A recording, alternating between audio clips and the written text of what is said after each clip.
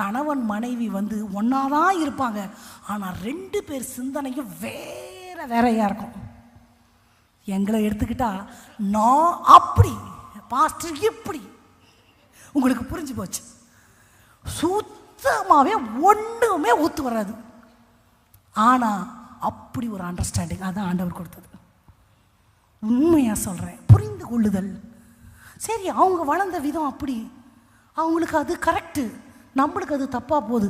அவங்களுக்கு பிடிச்சது அவங்க அந்த மாதிரி அவங்க நடக்கட்டும், நம்ம முடிஞ்ச வரைக்கும் இணங்கி போய்க்கலாமே, அதில் ஒன்றும் தப்பு இல்லையே. நானும் அப்படி தான், பாஸ்டரும் அப்படி தான். ஆனால் 2 பேர் வளர்ந்த விதம், கலாச்சாரம் எல்லாமே டோட்டலாக வேற.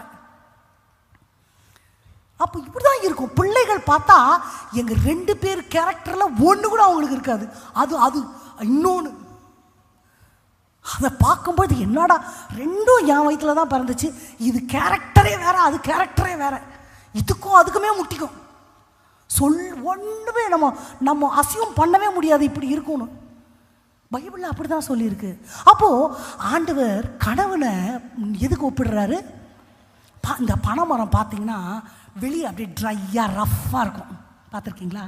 கொஞ்சம் தண்ணி ஊற்றலாமே, ஊற்றினா கொஞ்சம் மாய்ச்சர் ஆகிடுமே அப்படின்னு நமக்கு தோணும். ஆனால் உள்ளுக்குள்ளே பார்த்தீங்கன்னா மாமரம் தேக்கு மரம் மாதிரி இருக்காது, பனைமரம் எப்படி இருக்கும்? ஸ்பாஞ்ச் மாதிரி. நான் நிறைய நீதிமான்கள் ஆண்டவரோட நடக்கிறவங்கள பார்த்துருக்கேன்.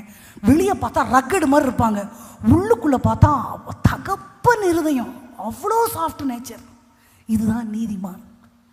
நீதிமான் வெளியே பார்த்தா அப்படி ஸ்ட்ரிக்டாக இருப்பார், அப்படியே ரொம்ப ஃபிட்டாக தெரிவார். ஆனால் உள்ளுக்குள்ளே பார்த்தா தகப்பன் இருதயம்.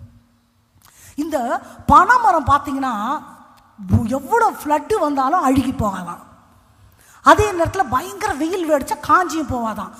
எல்லா சூழ்நிலையும் டேக்கிள் பண்ணி சர்வைவ் பண்ணக்கூடியது தான் இந்த பனைமரம். நீதிமான் அப்படி தான். எப்பேற்பட்ட சூழ்நிலைகளையும் கையாளுகிற ஒரு ஆளுகை திறனை ஆண்டவர் யாருக்கு கொடுத்துருப்பார்? நீதிமானுக்கு. இந்த பனைமரத்தை பற்றி இன்னொன்று என்னன்னா, அது பழசாக பழசாக பழசாக அதோட கனி ரொம்ப டேஸ்டாக இருக்குமாமா. பனம் அந்த நுங்கெல்லாம் ரொம்ப ஸ்வீட்டாக மரம் எவ்வளோ பழைய மரமோ அவ்வளோ டேஸ்ட்டாக இருக்குமாமா. அப்போது அந்த நீதிமான் தேவனுக்குள்ளே இருந்து இருந்து இருந்து வளர வளர வளர வளர கனியுள்ள வாழ்க்கையை நம்ம எல்லாரும் பார்க்க முடியும். அதுதான் ஆண்டவருக்கு பயப்படுகிற நீதிமான்.